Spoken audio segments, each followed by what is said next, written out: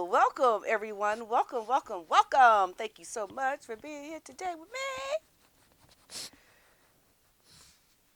Yeah, you just love to sniff, don't you? Don't you? All right, here's the deal, everybody. Oh, this, not my microphone. So, welcome. Thanks so much for being with me here today, everyone. Today, I'm going to be talking about this man-child, Harry. Just talking about him, summing up some things because, I just see it. I just see it so clearly. The demise, the future of Harry and Meghan. And it's all starting to become clearer and clearer with everything we're seeing in the news. Yeah. We got to talk about this. We have got to talk about this, okay? So let's get into it.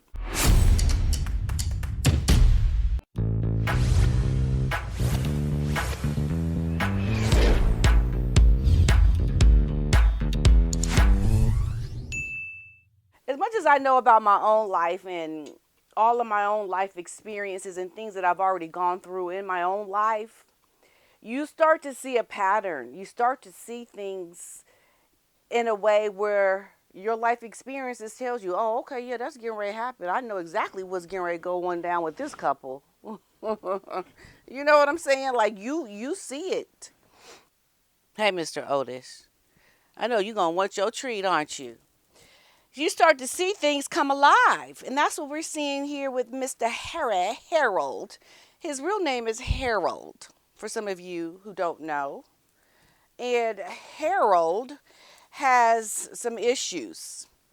And I think a lot of the issues with Harold, has been since the death of his mother, because he has been put in a very precarious situation, because with the death of his mother has caused Harry to stop developing mentally. I think it stunted his mental capacity to grow, to think, to grow into maturity, to be able to think critically. He's lacking really important skill sets that he's not able to grow and to compound his learning, to learn and be better and make better choices. I think when he was in the military, he was told everything what to do. Go do this, go do that, learn this so you can do this.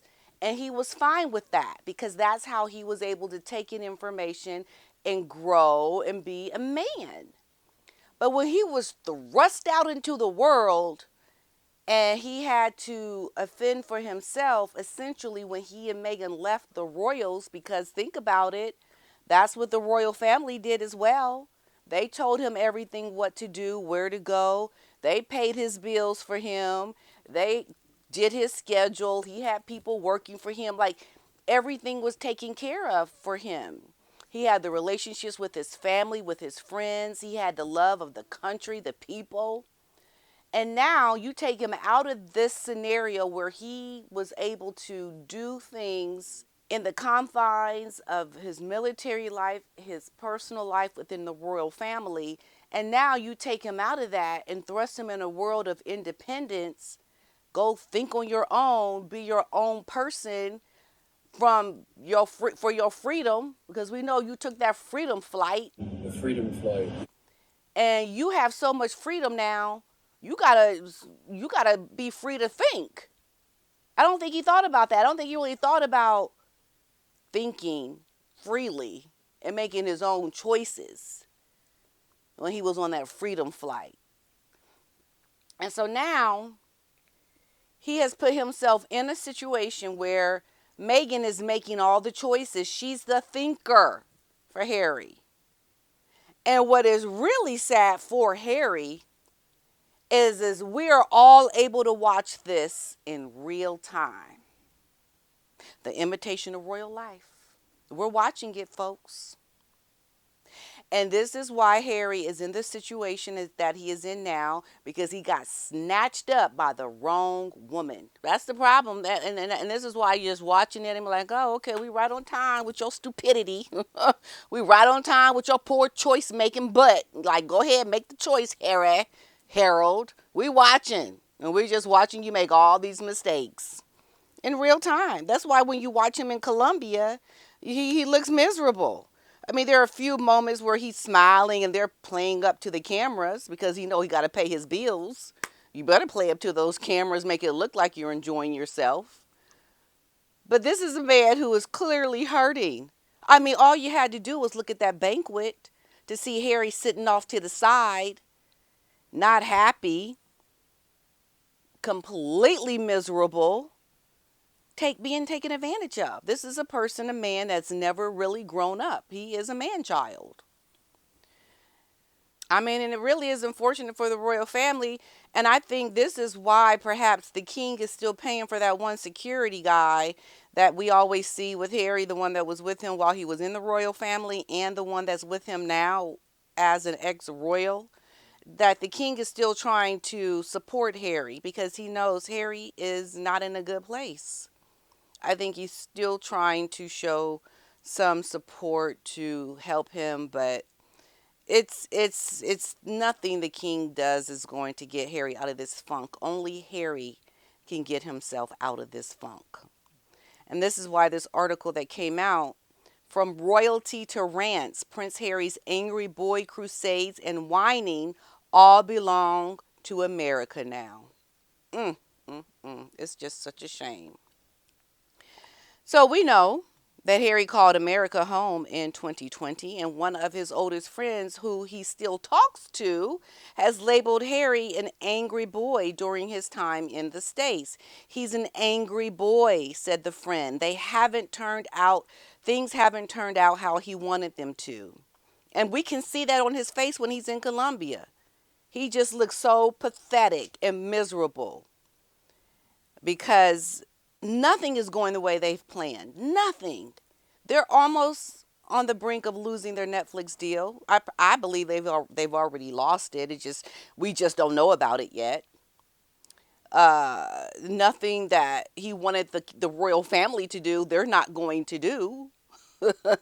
With all your pouting and I want. No, it's not going to go your way. The friend goes on to say that I think he misses being over in Great Britain. He desperately wants to be admired. Anyone who knows him feels he'd rather be top of the pops here and everyone loving him as they do with his older brother William and Catherine.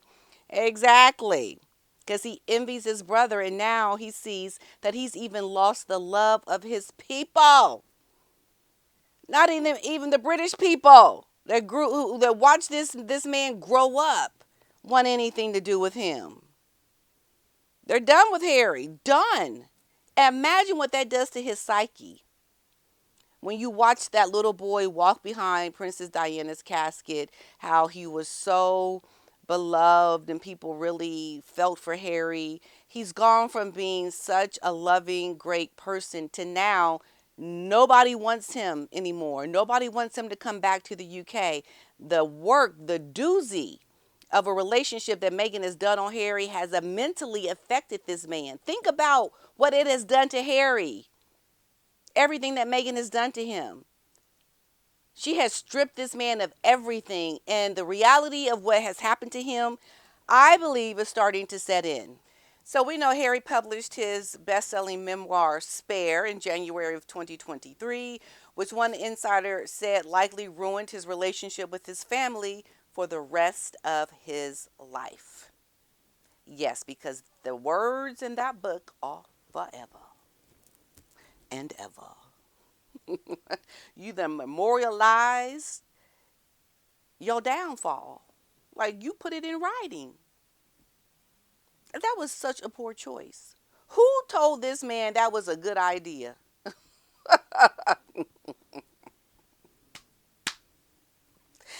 The family that has given you your celebrity. The family that has equipped you with this popularity that you ride willingly. I'm a prince.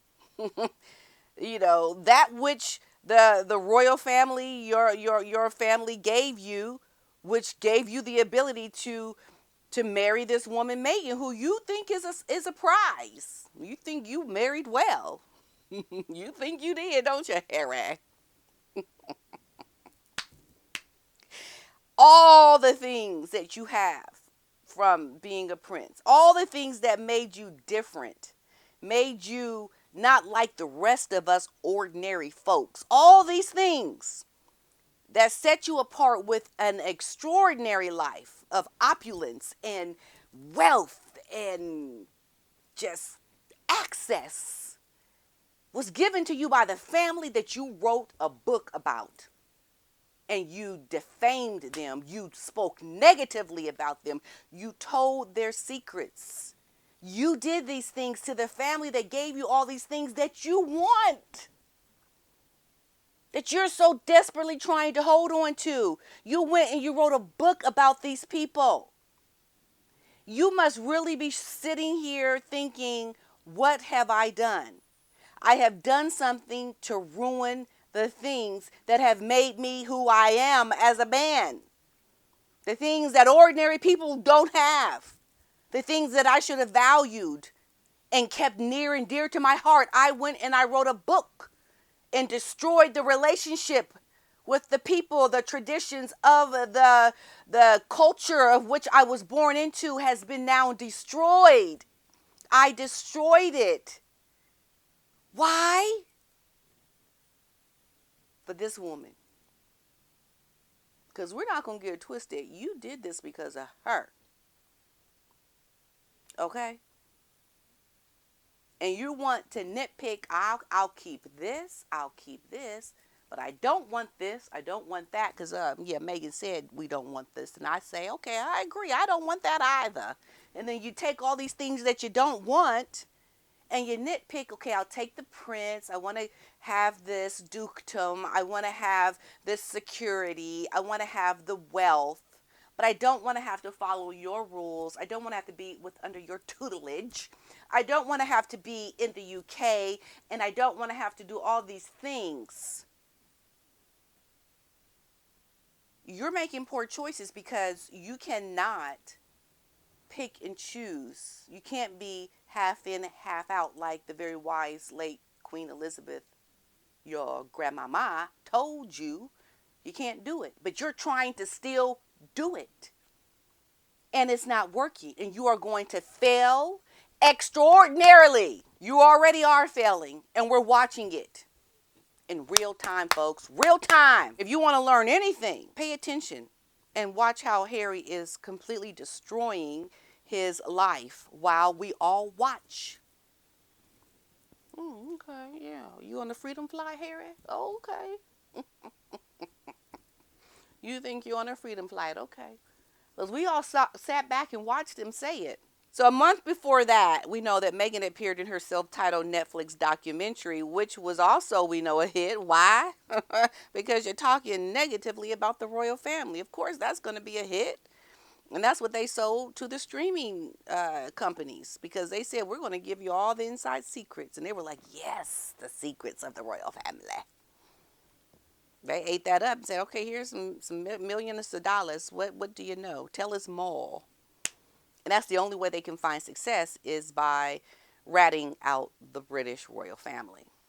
Well, this is what was said by Richard Fitzwilliams. He said that I don't think he misses part of his life in Britain. However, he is a campaigner for what he sees are press excesses and also his police protection. I see his future as a support to Meghan if she decides to go into politics, which she might, or otherwise in his charitable ventures together. Yeah, I think Harry does miss part of his life in Great Britain. How can he not miss it? It was all good. How can you not miss it? You didn't have to worry about paying your bills. You didn't have to worry about your security. You didn't have to worry about the public not liking you. They loved you. You didn't have to worry about anything. But because you wanted to complain about some negative press, you have got yourself in a conundrum. And you complained about the royal family not doing anything about this negative press. You know, that's you just being a man child, wanting people to always speak nicely about you and not call out your poor behavior. Because that's the only reason why he and Meghan got negative press, was because they were doing things that were not good. So you don't want people to complain about the things and choices that you're clearly making. You say, don't say anything about my poor choices. It wasn't like people were just making up lies about you, Harry. They were saying things because of what you were doing. You were a hypocrite. Flying these private jets and telling people not to fly, conserve because of their carbon footprint, and we have to help support the planet. While you weren't even doing these things, Meghan was being accused of bullying her staff, and William didn't like it and called you out. Like, you were doing things that made the press turn on you, because that's what the press does. They bring to light the information of what is happening. And that's what was happening. But if you can't see it that way, you think they're picking on me, they're picking on me. You're just a man child. You're a spoiled, rotten brat that is going to have yourself end up nowhere good because you don't know how to see things for what they truly are. You haven't been told, shape it up. You haven't been told by somebody that can set you straight with a little bit of strictness. With a little bit of strictness. Just stop it. Stop acting and behaving like this. What's wrong with you? So you're spoiled. You're a spoiled child. But this is why you just couldn't accept it. You just couldn't deal with it. You couldn't handle it. That's what happens. And now look at you. You're in a conundrum because you needed tough love. You needed it, but you didn't get it. So, this Hillary Fortwich descriptively summarized Harry's plight by stating, for Americans, Brits particularly from England, there are two sayings that sum us up. The first from John Mahoney: you can take the boy out of England, but you can't take England out the boy. You know that is right. Because I can tell you right now, ain't nobody in America eating beans on toast. It's just not happening. But it is in England, and it is quite good. I had it. But they're not eating that. Even when I came back into America, I'm not making beans on toast. Although it's good when I'm in England. But I just feel like that would just not be right to have beans on toast in America. Because I'm an American. But I bet Harry's having some beans on toast because he's British. He's still British in America. Trust me, I'm almost certain of this. Okay. Now the other is from Shakespeare.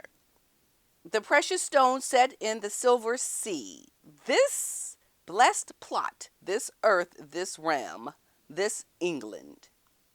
I would almost have to say, yeah, that's what it is. It's a very precious thing, England. And that precious England that Harry is from, he's no longer attached to it. So he is certainly missing that which makes him who he is. I mean, anybody who's lived in a foreign country always goes back to visit, to reconnect with what makes them them. You can't outgrow where you come from, what you know and have known your whole life. Especially as a 30-something-year-old man, you've been ingrained with things that make you who you are. And you no longer have that attachment anymore. As a matter of fact, you've been so detached from it, you can't even really go back. So of course he misses it. With this, the pair's Hollywood freeze out picking up steam again. The royal rebels attempt to transition into influencers and health wellness gurus. With Meghan's American Riviera orchard has stalled. Yes, it's stalled. Can't go anywhere with that one. with the jams. So, moving from the structured world of British royalty to the competitive, often unpredictable entertainment industry presented hurdles to Harry and Meghan, even with Meghan's past acting experience. Because, yeah, your acting experience is what it was. You would have been so much more successful had you stuck to that. But trying to veer off, I got a title. I got a title. I'm a duchess now. And with a little bit more money and more face recognition, she thought these were the things that were going to carry her back into the acting world to now build a commercial empire without doing the hard work. And she miscalculated. Sorry, Harry. Harold, you miscalculated the woman you married. I know she told you a lot of fluff, but the fluff that she told you just has not panned out, and it won't ever pan out for you, Harry. So, no matter his future career, the Duke of Sussex list of friends has shrunk considerably since arriving in America at the turn of the decade. I can't believe he stooped so low, said one of the fifth in line to the throne's ex-pals. It's outrageously disloyal. Oprah, Netflix, the book. These strikes, and you're out. Harry and his wife Meghan could have left with dignity and decency and not trash the institution. But the conclusion is that they've made money from trashing his family. And the other saying goes, you made your bed, now you got to lie in it, Harry.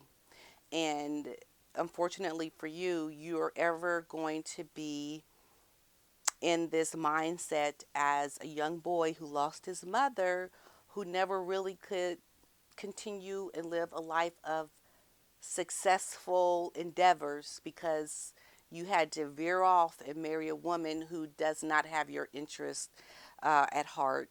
She's only seeking her own personal interest, and you've just got pulled in by a conniver. You got pulled in by a skank.